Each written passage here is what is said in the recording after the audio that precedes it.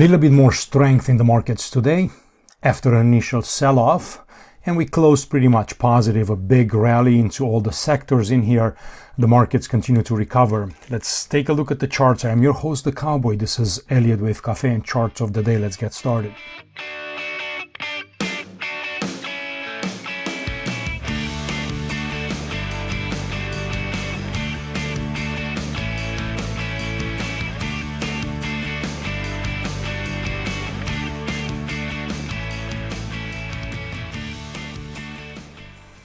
All right, so the S&P 500 opened lower just in the morning and just a quick flush lower, and then throughout the day continued to recover only to close at the highs, almost about a 1% increase. We're noticing more and more these patterns where they're trying to close bullish into the close rather than bearish. You remember during the decline, almost every single day, we would be closing at the lows, and every rally that we had in the market, they would have a tendency to sell into it and they would close us on the lows. And you can see a little bit of a reversal in the sentiment. We're not out of the woods yet by a long shot, but this type of action, it's definitely encouraging. Dow Jones Industrial with a similar story, sold off and then closed up on the day about 80 bips in here. And the Nasdaq was also pretty strong, almost 1%. New York Stock Exchange 1.08, and then small caps and mid caps were the ones that kind of rallied the strongest in here, which is good to see. This is an indication that we're getting some underlying strength into this breadth. So the VIX dropped, continues to drop here. It's at about 2402. I think we're moving on a different volatility regime. I talked about this several times already.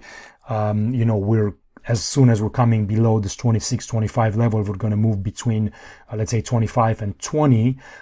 This drop in volatility should help stocks continue to recover, should help risk assets, should help Bitcoin and the rest of the field. So very important what's going on here with the VIX, and this continued to push lower. In terms of the sector summary in here, energy was on the first place once again, trying to lead the charge. I got my thoughts on energy. I've talked about it yesterday as well. I'm, not too keen in continuing to see it pushing higher in here. I think things are getting a bit extended, so watch out for pullbacks. Then we had industrials, healthcare, technology, and consumer discretionary and staples on the long play. So a pretty mixed market, but overall a bigger, larger rally across. So let's take a look at bonds. Bonds, have been bought today. You could see yields went lower. So on the 30-year, we dropped about 2%, 10-year 2%, 5-year 1%, and then shorter-term yields went a little bit higher. The dollar was pretty much flat today.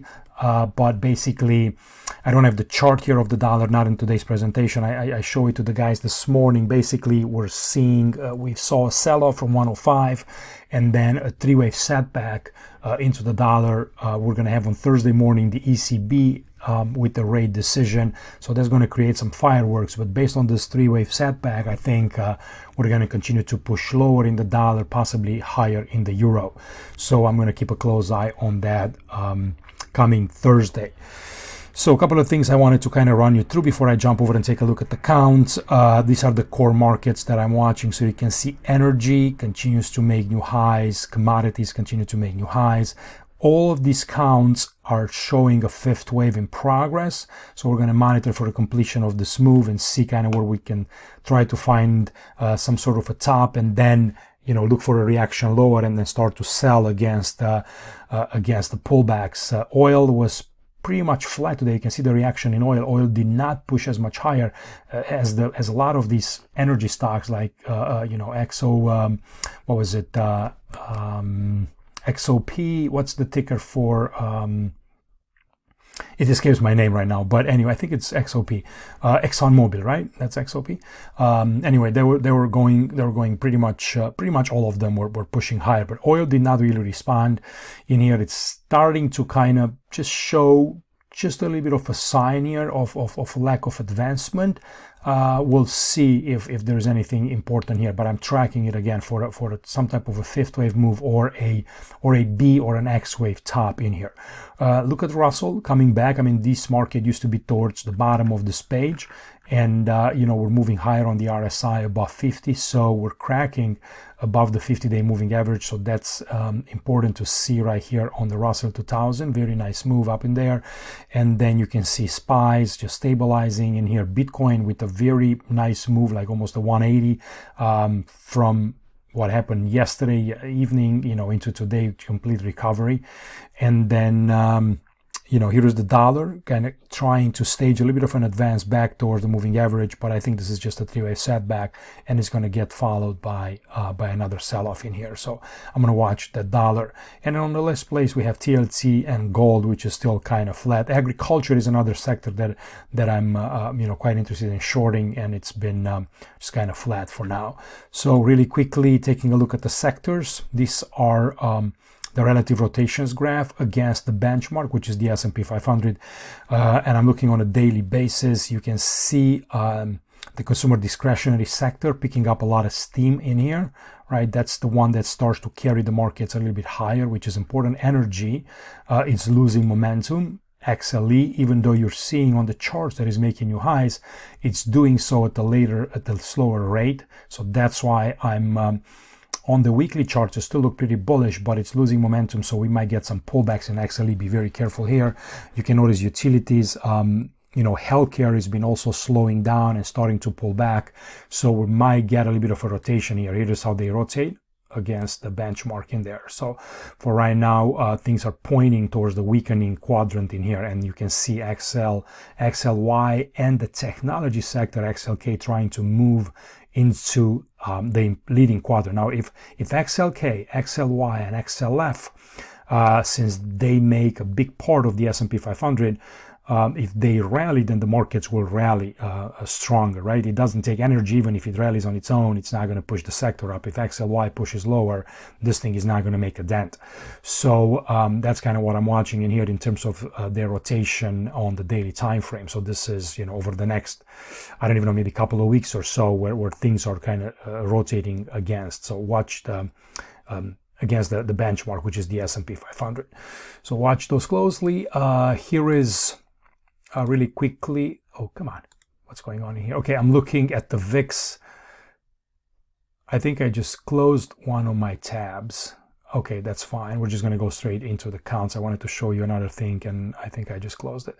So anyway, I'm looking at the volatility index in here kind of coming down. So this is a look at the sentiment, and you can see how we're coming back. So 2402, the markets, if you guys remember, as I talked about this, when we were up into these levels, the markets were making new lows in here, but the VIX failed to respond and to push higher. So if I put a straight line through there, you will see kind of how the S&P 500 was making a new low, right? But the VIX failed to rally. So this was the strongest signal here that the market is probably going to start pushing back. So watch VIX. Now, again, this is a pretty good support right there, right? And we're cracking below it, and we're probably coming back towards the next zone in here. And that's what I'm watching. If this VIX is trying to come back, below 25, 22, and this market can continue to stage more of an advance. And then we're watching this trend line, and I'm going to get to the chart. Maybe by then the VIX will be a little bit lower, and then we'll probably start to get a little bit of a pullback again in the equities, and VIX will start to climb higher like that. So that's that's my gauge on this kind of moving forward. I don't want to talk about this. I think this is going to get updated tomorrow, but we're getting less of a bearish sentiment. Remember when we talked about this, that this was one of the most extreme levels we've seen in years on the AAY, right? AAII bulls and bears indicator in here, American Association of Individual Investors. So here we're coming back bullish, and they're trying to kind of close the spread. And then look at the put-call ratio exposure. Also, this was up into these levels. Remember when I said that, hey, people are buying a lot of puts. I talk on Twitter about it. So like, what's the point of buying puts when the markets are making new lows? You know, you're going to get run over. These things are just going to melt away in your face because there is no, you know, it's such a high volatility. You know, you're paying through your notes for those puts, and then when volatility crashes, those puts are going to lose value right away. So here you are rallying, and you know, it's you want the VIX to come lower, you know, and you want VIX to come back towards these levels, then you buy protection. When the S&P 500 pushes back towards the trend line, if it does, and it kind of pushes back up higher, you know, now you say, yeah, now I can get some protection just in case this rolls over, and then you're buying it cheaper because you know, volatility will be lower. So that gives you much better pricing for those puts. So anyway, you know, we kind of came back, we kind of cleaned a bunch of this fear and this froth that was all the way up there. We're coming back to some normal levels, still not low enough for my liking in terms of you know, any kind of big signal in there. And then you know, these guys are still not really assigning a lot of you know, bullishness to the market. They're still kind of, you know, afraid here. These RIDEX indexes, they're still you know, not putting money to work there. This is again just a different line of the put call ratio, you know, where I just put a moving average on it, and it's basically, you know, that's the line where you're, you know, looking to buy stocks, not to sell them. And you know, the other thing I wanted to show you, so here is the active managers. They're still, you know, they're still underinvested here, almost like about 34%. You know, being bullish in here, it's still quite low. You can see there is still a little bit of a level of fear. So as the market climbs higher, they're probably going to start to get more bullish, you know, which is kind of the wrong thing to do. But I think they're probably looking for some confirmation here. Percentage allocation to equity markets, right? Only about 34%. They got a bunch of cash on the sidelines, still kind of waiting in here. Oh, I know what I wanted to show you. I wanted to show you on, let me go to here to my daily routine on the SPX. I wanted to show you, not this one, where is it? Let me see if I can find it really quickly. Okay, it's now, it's the advanced decline line. That's the one that I wanted to kind of draw to your attention, and it's right here. So look at the price in the S&P 500. Look kind of where we are. If I connect, you know, the highs right there, right, and then look over. I'm going to, you know, show you this moving higher. Look at where the advanced decline line is. It's right below the trend line, right? And remember, I was talking about this one did not make new lows as the S&P 500 was making new lows. So we were pretty stable and pushed back up higher. It's a pretty bullish signal. If we're able to crack back above it, right, this thing could just be a correction, and then you're you know, on your way to attacking 4,600 in the S&P 500. So we're going to watch this kind of daily and see what happens. But you know, that's a pretty good signal. If we get rejected from here, you know, that's bad. And then especially if you're breaking below 7,300, then you know, this will probably start to crash to the downside. But there's no signs of that as of yet. I mean, this is still a bullish market. So let me and a bullish market is a it's a loaded word. It's rallying at the moment. We'll see what happens a bit later, right? It's definitely not bullish. It's still in a big kind of corrective downtrend in here. So let me jump over and take a look at counts here really quickly. So again, just kind of repeating this really quickly. So on ABC, we're looking for this A wave. I'm going to jump straight to the 2-hour chart. I did a little bit more work today because we've had this rally, and I think what's going on here, we're having this move in here. You would see it, right, as from the C wave low, right in here, as a you know, wave 1, wave 2, then another 1, 2. Then you notice, so 1, 2, 1, 2, 1, 2, 3, 4, 5 for 3. So that's the longer third of a third. Then you come back down in 4, 1, 2, 3, 4, and 5. That's that truncated fifth. This is on the futures. On the cash, you went higher. So that creates the this larger third wave at the minuet degree. And I think we're doing a fourth wave now compared with the second. So one more push higher in here, and then I think we're going to get a little bit of a correction. Okay, so that's kind of what I'm watching. And, you know, if this thing kind of continues to push, you know, you might look at this as a second wave or something. But for right now, I'm going to stick with this call and then see what happens if we're breaking back above this level. Yesterday, I was talking about the possibility of this whole thing being a fourth wave, but I think it's a series of fours in here, before we break higher in this fifth wave. Same story on the Nasdaq. I'll show you quickly. So here's the daily. All right, with this ABC, we're monitoring for a possible WXY in here, and then the count is the same. Let me see, ABC, X, and then another ABC up, and then here is the move, right? 1, 2, 1, 2, 1, 2, 3, 4, 5. Let me get rid of this. So 1, 2, 1, 2, 3, 4, 5 for 3. That's that third, and then we're at this degree. We're still working it out. 1, 2, 3 ABC in here, and maybe a push higher here in one more time, and then maybe take this highs in this wave A, and then another pullback in B in 3 waves, right? And then we're going to get another leg up higher here, possible in the W. So I don't know when this is going to happen. I mean, we have inflation data on Friday, right? That is when it's Friday, it is on the 10th. So maybe that's what's going on in here. We're going to still kind of do not much for the next couple of days in here, maybe rally up, come back a little bit, create a second wave, and then maybe do a third, a fourth, and a fifth. If the inflation data comes lower, you create a push higher for this wave A, and then the following week we might get a bit of a correction. So that's kind of what I'm tracking into the S&P 500. Here is oil one more time.